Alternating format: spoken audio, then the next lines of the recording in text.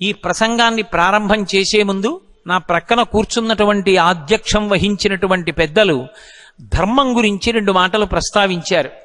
ధర్మము అనేటటువంటి దాన్ని తెలుసుకోవడానికి ప్రమాణము వేదం ఒక్కటే అని నేను మీతో మనవి చేశాను. ఆ వేదం చదువుకోకపోతే స్మృతి, పురాణము, శిష్టాచారము, అంతరాత్మ అని. ఇందులో అసలు ధర్మము అనేటటువంటి మాటని జాగ్రత్తగా అర్థం చేసుకోవాలి. ధర్మము అన్న మాట జాగ్రత్తగా అర్థం కానంత కాలము అయోమయావస్థలో కొట్టుమిట్టాడుతుంటాడు. ధర్మము అన్న మాటని అర్థం చేసుకోవడము అంటే భగవంతుడు ఎలా చెప్పాడో అలా జీవించడానికే ధార్మికమైన జీవితము అంటారు. భగవంతుడు చెప్పినట్టు జీవించడం అన్న మాట ఎందుకు వస్తుంది అసలు? ఏమి బుద్ధినిచ్చిన వాడు నీ ఇష్టం వచ్చినట్లు ప్రవర్తించని ఎందుకు అనకూడదు? మీరొక్కటి ఆలోచించండి. నా కొడుక్కి ఫీజు నేనే కడతాను, నా కొడుకుని ఒక కాలేజీలో నేనే చేర్పించాను, వాడికి పుస్తకాలు నేనే కొనిచ్చాను. కానీ వాడికి 100 రూపాయలు జేబులో పెట్టి, ఒరే నువ్వు కాలేజీ నుంచి వచ్చేటప్పుడు ఎప్పుడైనా ఇబ్బంది ఏర్పడితే, హఠాత్తుగా నీకు ఏ బస్సు దొరకకపోతే ఏం బెంగ పెట్టుకోకు, 100 రూపాయలు ఇచ్చి ఆటోలో వచ్చి, లేదా నువ్వు పట్టుకెళ్ళినటువంటి క్యారేజీలో అన్నం తింటూ ఉండగా గిన్నె నీ చేయి తగిలి కింద పడిపోతే ఆకలితో ఉండకు, ఓ 20 రూపాయలు పెట్టి నీకు కావలసింది ఏదైనా తిను, పండో ఫలమో కొనుక్కుని అని నేను 100 రూపాయలు ఇచ్చాను. 100 రూపాయలు వాడికి ఇచ్చినప్పుడు ఆ 100 రూపాయలు వాడు ఎలా ఖర్చు పెట్టాలో కూడా నేను చెప్పాను. ఒకవేళ నేను చెప్పినట్టు వాడు ఖర్చు పెట్టకపోయి ఉండవచ్చు, కానీ అది వాడు చేసింది మాత్రం ధార్మికమైన పద్ధతిలోనే, అది ఎక్కడ చెడు పని కొరకు కాదు అని నేను అనుకున్నాను అనుకోండి, అప్పుడు నేను వాడిని తప్పు పట్టను. నేను చెప్పిన పనులే కాకుండా వాడు హఠాత్తుగా కాలేజీకి వెళ్ళినప్పుడు మంచి పుస్తకం, ఇది మీరందరూ చదవవలసిన పుస్తకం అని తీసుకొచ్చి అక్కడ పెట్టారు, అందరూ కొనేసుకోవడంలో తెచ్చిన పుస్తకాలు అయిపోతున్నాయి. ఆ పుస్తకం 100 రూపాయలు, మళ్ళీ పుస్తకాలు ఇంకో నెల పోయాక వస్తాయన్నారు. 100 రూపాయలు పెట్టి నా కొడుకు ఆ పుస్తకం కొనేసుకున్నాడు. ఇప్పుడు నా కొడుకు తప్పు చేశాడా ఒప్పు చేశాడా అంటే ఆ పుస్తకంలో ఏది ఉన్నది, అది వాడు ఎందుకు చదవాలనుకుంటున్నాడన్న దాన్ని బట్టి నేను నిర్ణయిస్తాను. నేను చెప్పనిది కొనేశాడని కొట్టేను వాడిని. వాడు కొనుక్కున్న పుస్తకం వాడికి అభ్యున్నతిని కల్పించేదనుకోండి, పరమాచార్య స్వామి వారి అనుగ్రహ భాషణముల సంకలనం అది.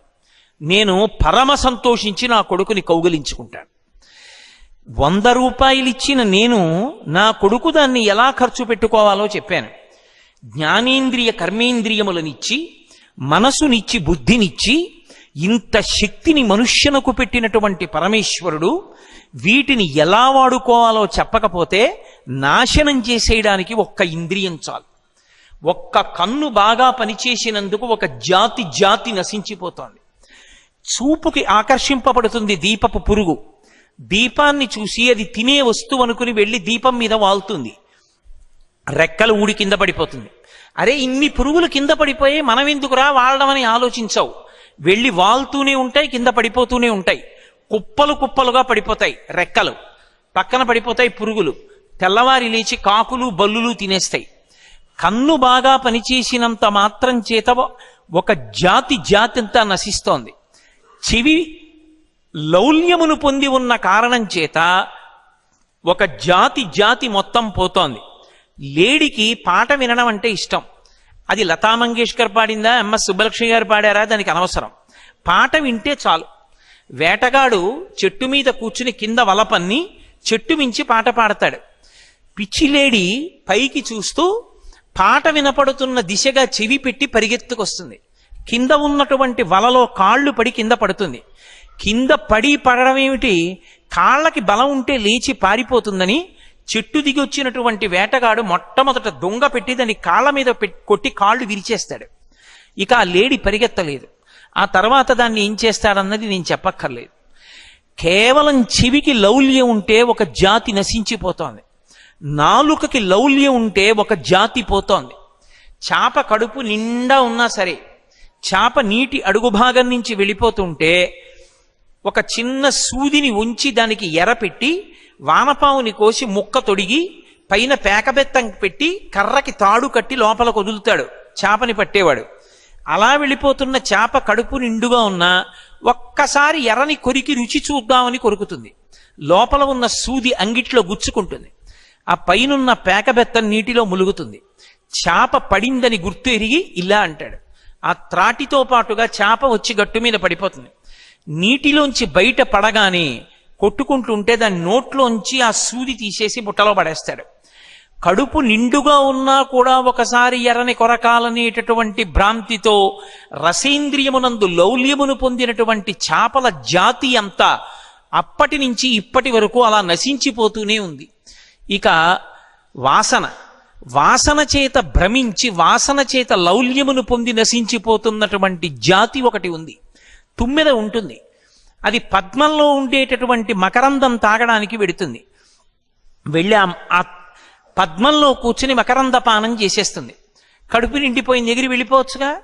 ఆ కేసరముల నుండి వచ్చేటటువంటి పుప్పుడి వాసన చూస్తూ ఎంత బాగుందో ఈ వాసనని పద్మంలో పడుకుంటుంది. కడుపు నిండా తేనె తాగిందేమో, తేనెకి మత్తెక్కించే గుణం ఉంటుంది, నిద్ర పట్టేస్తుంది. సాయంకాలం అవగానే పద్మానికి ముడుచుకునే లక్షణం ఉంటుంది, చంద్రోదయానికి ముడుచుకుంటుంది. ముడుచుకుంది కాబట్టి ఇప్పుడు అందులో ఉన్నటువంటి తుమ్మెదకి పైకి రావడం చేత కాక కొట్టుకుంటూ ఉంటుంది. సాయంకాలం అయితే నీళ్లు తాగడానికి ఏనుగులు వస్తాయి.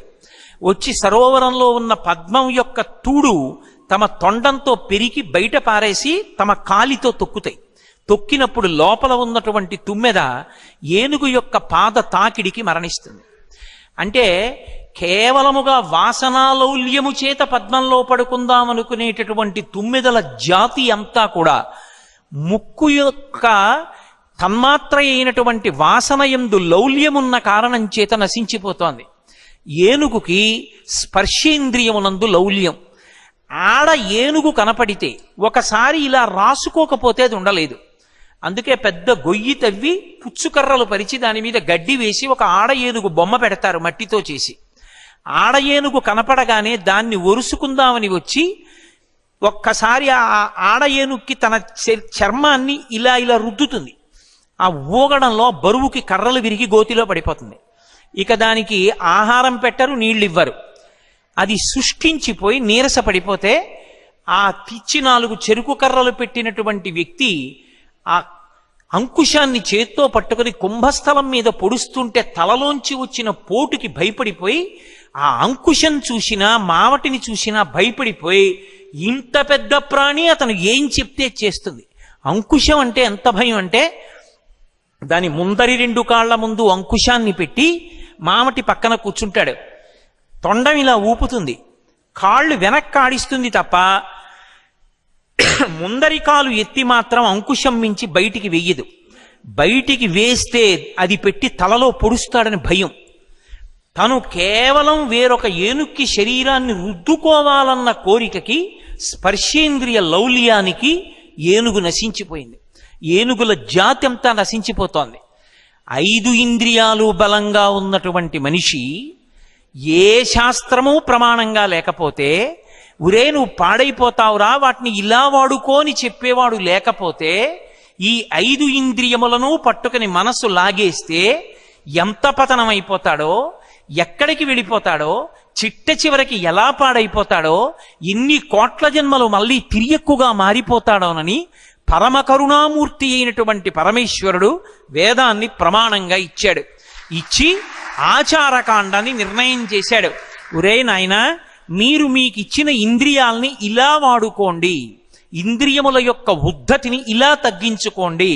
అందుకే ధర్మము అన్న మాటకు అర్థం ఏమిటంటే కామము అర్థము ఈ రెండిటినీ కూడా, ఈ 2 పొటమరించకుండా ఉండవు. ఈ 2 ప్రతి మనుష్యుని యందు పొటమరించి తీరుతాయి. అవి లేకుండా ఎవరు ఉండడు. కానీ భగవంతుడు చెప్పిన మార్గంలోకి మళ్ళిస్తారు. ఆ మార్గంలోకి మళ్ళితే అది బంధనహేతువు కాదు. ధర్మం ఒక చట్రము. ఆ చట్రములోంచి మీరు వెళ్ళినంత కాలం సురక్షితం. పట్టాల మీద రైలు వెళ్ళినంత కాలం రైలు సురక్షితం. ఆకాశంలో వెళ్ళి క్షేమంగా భూమి మీదకి దిగితే విమానం సురక్షితం. నీటిలోనే ప్రయాణం చేస్తే ఓడ సురక్షితం. ధర్మచట్రంలోకి ఇమిడితే మనం సురక్షితం. ధర్మం ఎవరు చెప్పాలి అంటే వేదం చెప్తుంది. ఇలా బ్రతుకు, స్నానం ఇలా చెయ్యి, నిద్ర ఇలా లే, అన్నం ఇలా తిను, బట్ట ఇలా కట్టుకో, నిద్ర ఇలా నిద్రపో, తాంబూలం ఇలా వేసుకో, ఆశ్రమం ఇలా ఉండు, వర్ణము ఇలా ఉండాలి, అందుకే ధర్మము దేని మీద ఆధారపడుతుంది అంటే వర్ణాశ్రమముల మీద ఆధారపడుతుంది. ధర్మము ఇక దేని మీద ఆధారపడదు. వేదమతమునందు నిర్ద్వందంగా నిర్భయంగా చెప్పవలసిన మాట ఇదే, ఇంకొక మాట చెప్పడం సాధ్యం కాదు. ధర్మము దేని మీద ఆధారపడుతుంది అంటే వర్ణము ఆశ్రమము ఈ రెండిటి మీద ఉంటుంది ధర్మం. అందుకే ఇంత పెద్ద సముద్రమంత వాంగ్మయం ఎందుకు రావలసి వచ్చిందంటే అసలు ధర్మం అనేటటువంటిది అందరికీ ఒకటి ఎప్పుడూ కానే కాదు. నేను ఒక మాట చెప్పి ఇది ధర్మం అండి అన్నాను అనుకోండి, కానే కాదు. నేను ఇక్కడ కూర్చుంటే నాకు ధర్మం ఉంటుంది, ఈ వేదిక మీదకి ఎక్కాలంటే నాకు ధర్మం ఉంటుంది, ఈ వేదిక మించి దిగేటప్పుడు నాకో ధర్మం ఉంటుంది, అక్కడ కూర్చుంటే మీకో ధర్మం ఉంటుంది, మాట్లాడితే నాకో ధర్మం ఉంటుంది, నేనే వచ్చి శ్రోతగా ఉంటే నాకో ధర్మం ఉంటుంది, నేను ఇంటికి వెళ్ళిపోతే ఒక ధర్మం ఉంటుంది, నా భార్య ముందుంటే ఒక ధర్మం ఉంటుంది. వర్ణము ఆశ్రమము అన్ని ధర్మాలు ఒకలా ఉండవు. ఏ వర్ణము వారి ధర్మము ఆ వర్ణమే. బ్రాహ్మణుని ధర్మము బ్రాహ్మణునిది, వైశ్యుని ధర్మము వైశ్యునిది, క్షత్రియుని ధర్మము క్షత్రియునిది, 4వ వర్ణము వారి ధర్మము 4వ వర్ణము వారిది. ఇందులో మీరొకటి బాగా జ్ఞాపకం పెట్టుకోవాలి, వేదము ఎవరినీ తక్కువ చేసి చూడదు. ఏ ఒక్కరూ కూడా తరించడానికి తలుపులు ముయ్యడం వేదం యొక్క ఉద్దేశ్యము కానే కాదు. ఎవరు ఏది చేసినా చెయ్యమన్నది చేసిన వాళ్ళందరూ తరిస్తారని వేదం ఎలుగెత్తి చాటుతుంది. మీరు కావాలంటే పంచమ వేదమైన మహాభారతం చూడండి. మహాభారతంలో వ్యాసుడు 1కి 10 మార్లు చెప్తాడు. లోక ప్రసక్తులు వచ్చినప్పుడు వర్ణధర్మాల్ని ఎవరు పాటించారో వాళ్ళందరూ ఆయా ఉన్నత లోకాలకి చేరుకుంటారు. అన్ని వేళలా ఒకరి ధర్మాన్ని ఒకరు పట్టుకునే ప్రయత్నం ఎప్పుడూ చెయ్యకూడదు. చాలా మంది ఏమనుకుంటారంటే వేదం బ్రాహ్మణులకు మాత్రమే, బ్రాహ్మణులు పక్షపాతం, బ్రాహ్మణులు ఒక్కళ్లే తరించడానికి అలా ఉంటుంది, మిగిలిన వాళ్ళకి అవకాశం ఇవ్వలేదనుకుంటారు. నేను నిజంగా మీతో వేదంలో బ్రాహ్మణుని యొక్క జీవితం గురించి చెప్పాననుకోండి, మేము ఇలా పుట్టడం ఎంత అదృష్టమో అంటారు మీరు. వేదం చదువుకున్న బ్రాహ్మణుడు కనపడితే నమస్కారం చేసి పరమభక్తితో ఆయన చెప్పినట్లు చేస్తే చాలు తరించిపోతారు ఒకరు. జీవితాంతం త్యాగమూర్తి అయి వేదం చదువుకున్నందుకు త్రికాలములయందు సంధ్యావందనం చేస్తూ వేదమంత్రాల్ని ఆమ్నాయం చేస్తూ ఎప్పుడు ఆ వేదం ఎలా చెప్పిందో అలాగే బ్రతుకుతూ త్యాగేనైకే అమృతత్వమానసూహయి బ్రాహ్మణుడు బ్రతకడం అంటే అంత తేలికైనటువంటి మాట కాదు. అంత కష్టపడి బ్రతుకుతాడు బ్రాహ్మణుడు.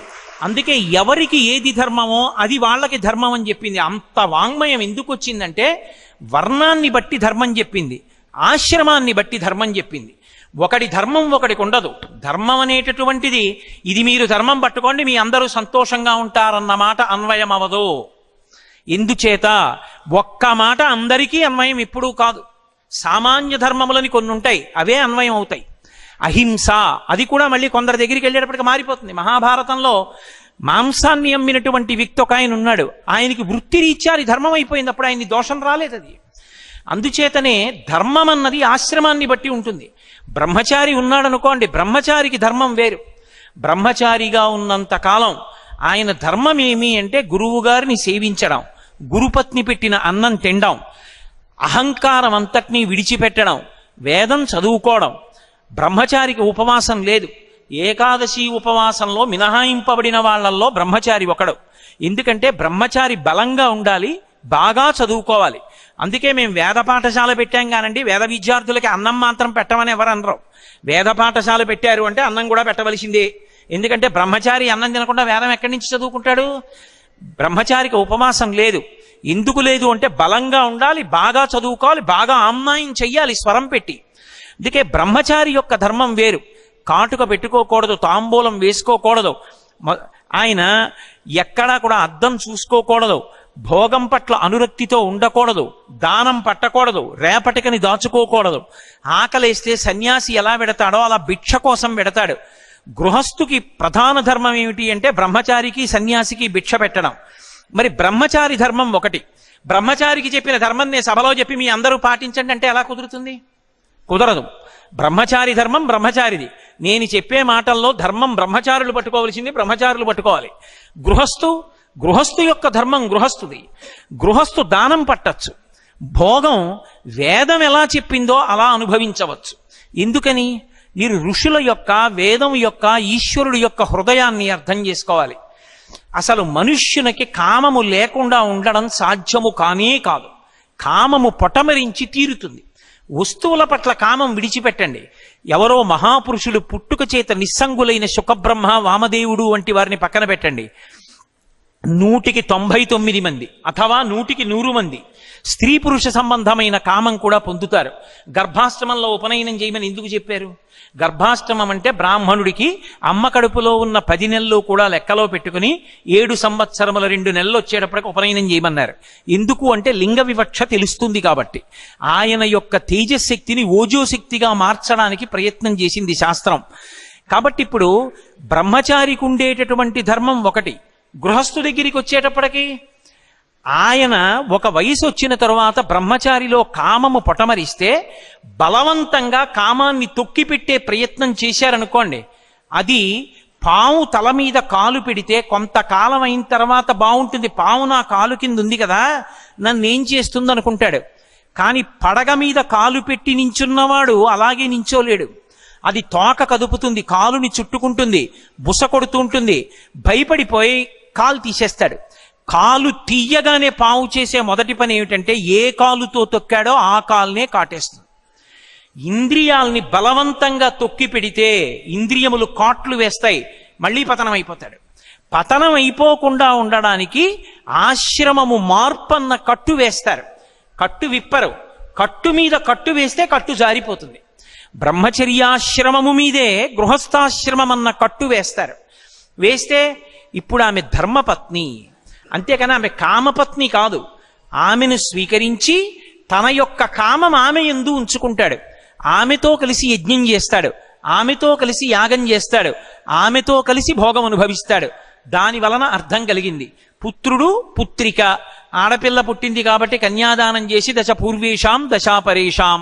మగపిల్లవాడు పుట్టాడు కాబట్టి ఆయనకి ఉపనయనం చేస్తే రేపొద్దున్న తండ్రి శరీరం పడిపోయిన తర్వాత గయాశ్రాద్ధం పెట్టి ఇంట్లో పూజా మందిరంలో మంగళహారతి ఇస్తూ గోత్రనామాలతో పూజ పరంపరాగతంగా నడిచేటట్టు చేస్తాడు.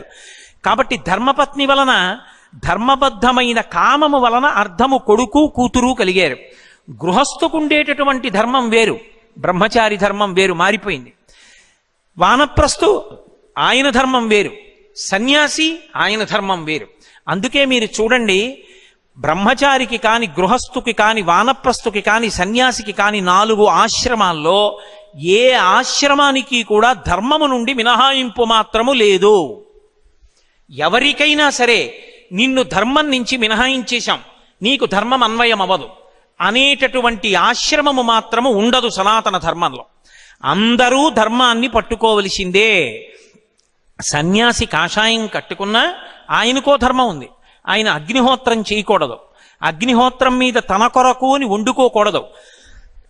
భిక్షావందనం ద్వారా వచ్చినటువంటి అన్నాన్ని మాత్రమే తినాలి. అగ్ని సంపర్కాన్ని విడిచిపెట్టేశాడు కాబట్టి ఆయన శరీరం పడిపోయిన తరువాత ఆ శరీరాన్ని కూడా అగ్ని సంస్కారం చేయరు. భూమిలో పెట్టి దాని మీద తులసి కోట పెడితే బృందావనం, శివలింగం పెడితే అధిష్టానం. అంటే సన్యాసికి కూడా ధర్మం ఉంది. సన్యాసి వాహనం ఎక్కకూడదు. సన్యాసి కేవలము పాదచారి అయి తిరగాలి. పీఠాధిపతి అయి పీఠ పరంపర, పీఠంలో ఉండేటటువంటి వైభవం అంతా వెనక ఏనుగులు, గుర్రాలు, ఒంటెలు వస్తున్నా సరే తాను శిష్యులు మోసిన పల్లకీలో కానీ కాలి నడకన కానీ వెళ్ళాలి తప్ప వాహనం ఎక్కి సన్యాసి ఎన్నడూ తిరగరాదు. అది సన్యాసికి ప్రధాన ధర్మం. చాతుర్మాస్య వ్రతం చేయడం సన్యాసికి ప్రధాన ధర్మం. ఇవి నేను విడిచిపెడతాను అన్నప్పుడు సన్యాసాశ్రమ ధర్మాన్ని అనుసరించినట్లుగా చెప్పడం చాలా కష్టం అవుతుంది. ధర్మము ధర్మమే. ఏ ఆశ్రమంలో ఉన్న వాళ్ళైనా ఆ ఆశ్రమానికి సంబంధించినటువంటి ధర్మాన్ని పాటించవలసిందే. అన్ని ఆశ్రమాల్లోకి సర్వోత్కృష్టమైన ఆశ్రమం ఏది అని అడిగారు. రామాయణం చెప్పినా, భారతం చెప్పినా, భాగవతం చెప్పినా అన్ని ఆశ్రమములలోకి గొప్ప ఆశ్రమం ఏది అంటే గృహస్థు యొక్క ఆశ్రమమే. ఎందుచేత అంటే గృహస్థ అనేటటువంటి వాడు లేనినాడు బ్రహ్మచారికి అన్నం లేదు, సన్యాసికి భిక్ష లేదు. అసలు ఇంతమందికి భిక్ష పెట్టి సన్యాసి వైరాగ్యం వచ్చి శరీరం ఉంటే ఉంది, పడిపోతే పడిపోయిందని బతుకుతాడు. బ్రహ్మచారి ఎవరో పెట్టిన అన్నంతో వేదం నేర్చుకుంటాడు. గృహస్థు 10 మందిని పిలిచి ఆతిథ్యం ఇచ్చి పంచయజ్ఞములు చేసి సమాజం నిలబడేటట్టు చేసి తను తరించేవాడు గృహస్థు. అందుకే గృహస్థాశ్రమ ధర్మము అన్ని ధర్మములలోకి గొప్పది. ధర్మంలో బాగా కిందకి రావడానికి అవకాశం అందుకే గృహస్థుకి కల్పించారు. ఎందుకు కల్పించారు అంటే, మీరు వేదం స్పృశించనటువంటి అంశం ఉండదు. బట్ట కట్టుకోవడం దగ్గర నుంచి స్నానం వరకు స్పృశిస్తుంది. స్నానంలో గృహస్థు దగ్గరికి వచ్చేటప్పటికి, ఒకవేళ నువ్వు చన్నీటి స్నానం చెయ్యలేకపోతే, తలమించి నీళ్లు పోసుకోలేకపోతే, విభూతి ఒంటి మీద చల్లుకో, చాలు, నీ స్నానం అయిపోయినట్టే. నువ్వు సంధ్యావందనం చెయ్యలేక మృత్యుశయ్య మీద ఉంటే, నీ కొడుకు సంధ్యావందనం చేసి నోట్లో తీర్థం పోస్తే సంధ్యావందనం చేసినట్లే. అంటే ధర్మం నుంచి మినహాయింపు ఇవ్వలేదు. ధర్మంలో ఆచరణమునందు గృహస్థుకు ఉండేటటువంటి కష్టాన్ని దృష్టిలో పెట్టుకుని కొంచెం కిందకెళ్ళడానికి అవకాశం ఇచ్చింది. ఒకరోజు ఏ కారణం చేతనో సంధ్యావందనం చేయడం కుదరలేదు. సంధ్యావందనం చేసేవాడికి చెప్పి వెళ్ళవచ్చు, అయ్యా మీరు అర్ఘ్యం ఇచ్చిన జలం ఉంచండి, నేను వస్తానని చెప్పి వెళ్ళి అర్ఘ్యం ఇచ్చిన జలాల్లోంచి తీర్థం పుచ్చుకుని అప్పుడు తన అన్నమో పలహారమో తినచ్చు. అప్పుడు సంధ్యావందనం చేసినట్టే. ఎందుకు ఇచ్చింది గృహస్థకి మినహాయింపు అంటే, గృహస్థు అనేకమైన ఒత్తిడుల మధ్య ఉంటాడు. అందుకే ధర్మాన్ని అంత కఠినంగా పట్టుకోమంటే అవకాశం ఉండొచ్చు, ఉండకపోవచ్చు. కానీ అన్నీ వదిలిపెట్టేసి నీ ఇష్టం వచ్చినట్టు తిరిగని మాత్రం వేదం ఒప్పుకోదు. అవకాశాన్ని, శరీరమునకు ఉండేటటువంటి దౌర్బల్యాన్ని దృష్టిలో పెట్టుకుని అవకాశాలు ఇచ్చుకుంటూ పెడుతుంది. చాలా మంది తెలియక ఒక మాట అంటూ ఉంటారు, మూఢాచారాలండి అంటారు. మూఢాచారాలని చెప్పినటువంటి వాళ్ళందరి యొక్క కోరిక ఏమిటంటే, ఆవుని చంపేయాలి కాబట్టి, ఆవుని చంపేస్తున్నామంటే బాగుండదు కాబట్టి దానికి కుక్క అని పేరు పెట్టి కొట్టడం. కుక్క అని పేరు పెడుతున్నాం కనుక ఆవు అని తెలిసి కుక్క అంటూ కొట్టి ఆవుని చంపడం ఎటువంటిదో, వేదం చదవకుండా, రామాయణ భారత భాగవతాలు చదవకుండా, వేద ధర్మం ఎంత గొప్పదో తెలుసుకోకుండా, వేదము మౌఢ్యము, ఇది మూఢాచారమని మాట్లాడడం కూడా అంతే దారుణం.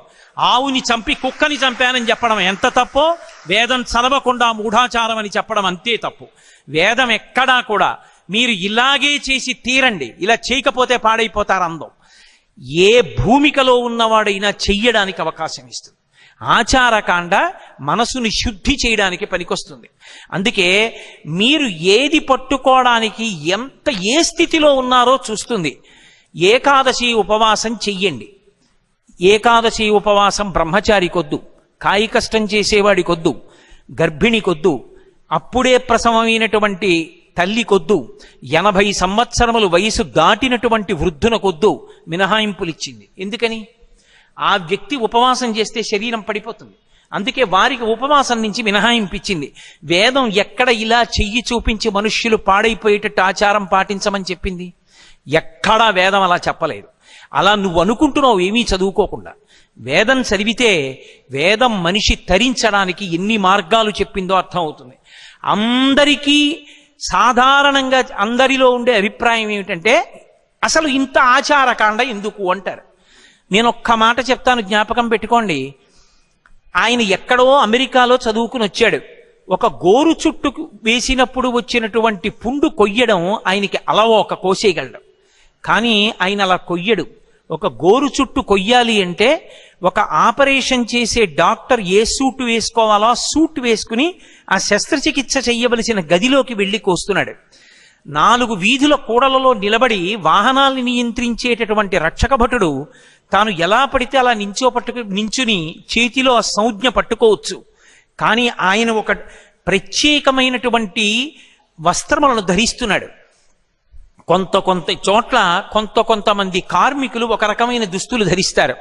ఇవాళ అనేకమైనటువంటి చోట్ల ఆ ఉద్యోగానికి చెందిన వాళ్ళమోని గుర్తుపట్టడానికి వీలైనటువంటి పత్రాన్ని మెడలో వేసుకుంటారు, ఒక బ్యాడ్జ్ వేసుకుంటారు, ఒక టోకెన్ని. ఒక ట్రైన్ వెళ్ళడానికి ఒక సిగ్నల్ ఇస్తారు, ప్రమాదం కాదు, వెళ్ళవచ్చు వెళ్ళకూడదు అని చెప్పడానికి.